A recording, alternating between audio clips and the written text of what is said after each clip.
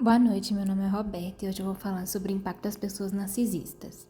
As matérias que eu escolhi foi Teoria Psicanalítica, Psicologia, Educação e Entrevista Psicológica. Hoje a gente vai focar um pouco mais no caso da Janette McCurdy, onde ela tinha uma mãe narcisista e tudo que eu peguei foi em base no livro dela Estou Feliz que Minha Mãe Morreu.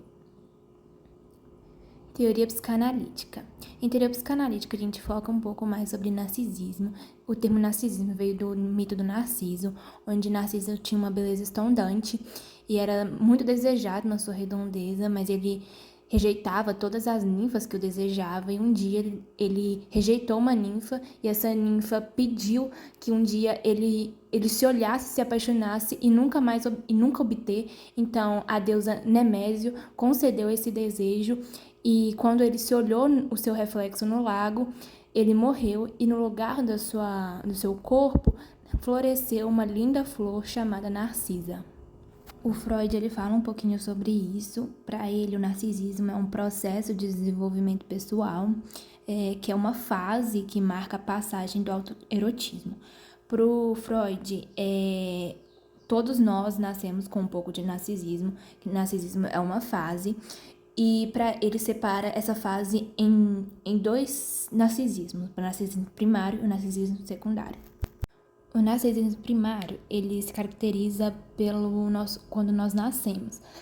Quando nós nascemos, percebemos que não somos mais, né, a extensão da nossa própria mãe, que a gente precisa chorar, por exemplo, para suprir a nossa fome, as nossas necessidades, e é aí que a gente enxerga o outro, que a gente precisa do outro para suprir os nossos próprios desejos.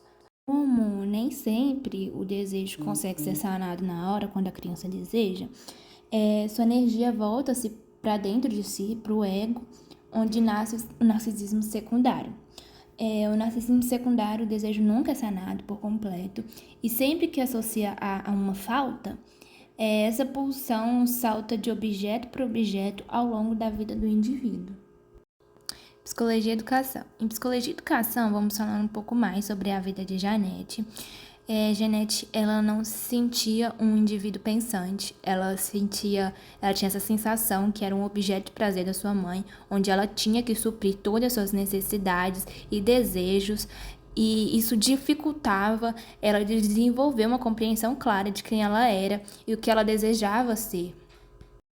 Sua mãe, de certa forma, limitava sua capacidade de criar uma identidade independente. Isso manifestou um pouco mais no livro, onde ela também dava banho na Janette até os seus 16 anos. Ela falava assim que ela não seria capaz de dar banho em si própria porque ela não conseguiria se limpar direito.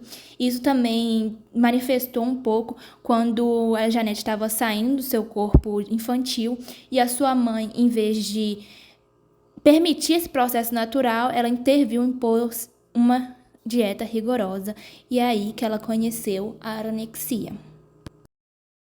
Janete e seu irmão mais velho eram os filhos de ouro, onde a sua mãe manipulava e controlava suas vidas pela sua própria satisfação. A influência da sua identidade com a sua mãe foi reforçada quando ela, numa passagem no livro, ela fala a seguinte frase: "E se ela vai morrer mesmo, o que devo fazer comigo mesma? Meu propósito de vida sempre foi deixar minha mãe feliz, ser quem ela queria que eu fosse. Então, sem minha mãe, o que devo ser agora?" Essa passagem foi quando a mãe dela estava na UTI.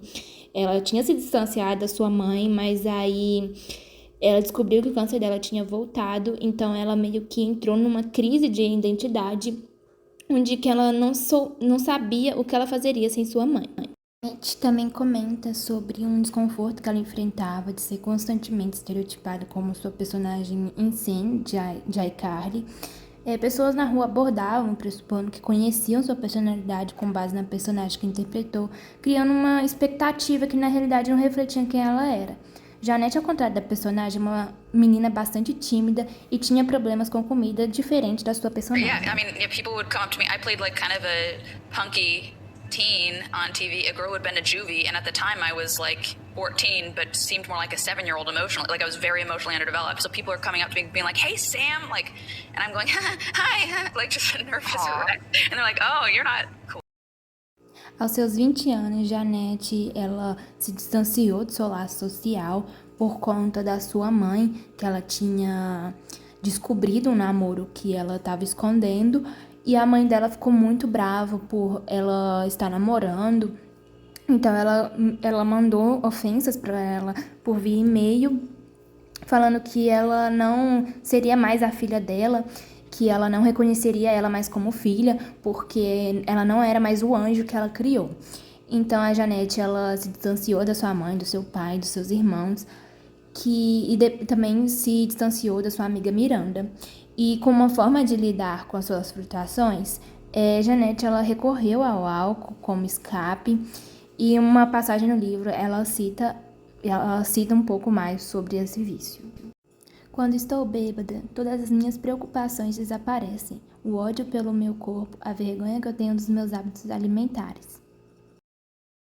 Entrevista psicológica. O primeiro acesso de Janete com a terapia foi quando o namorado dela intimou ela a ir à terapia, senão os dois iriam terminar. Então ela procurou uma psicóloga. Só que esse primeiro acesso dela foi um pouco traumatizante para ela, por conta que a psicóloga dela era muito invasiva, onde ela ia às festas com a Janete para controlar esse problema dela com a comida. E também, durante uma sessão, ela começou a rotular sua mãe como narcisista, e a Janete, ela se sentiu desconfortável, pediu para mudar de assunto, e mesmo assim sua psicóloga continuou falando sobre a sua mãe. Então, depois disso, ela não foi mais para terapia. Anos depois, Janete se viu em uma situação pior do que ela estava antes, então ela procurou uma ajuda, mas movida pela sua própria vontade. E nesse segundo acesso, ela viu que a terapia ela era ocorrida de maneira gradual, sem imposição imediata de mudanças, como aconteceu no experimento inicial, e ela se sentiu mais respeitada. Na nossa aula de entrevista psicológica, a gente aprende um pouco mais sobre isso, sobre respeitar o paciente, ter essa conversa do que pode e do que não pode ser dito, respeitar também o tempo e a necessidade individual do paciente, e o respeito ao espaço e às limitações do paciente é crucial para o sucesso do tratamento terapêutico. Hoje em dia, a Janete é escritora e diretora. Ela continua indo ao psicólogo, mas hoje ela consegue falar abertamente sobre sua mãe e identificou que sua mãe é uma pessoa narcisista. Infelizmente, o caso de Janete não é o primeiro no meio desse meio de Hollywood, onde suas mães usam suas filhas para suprir esse desejo delas.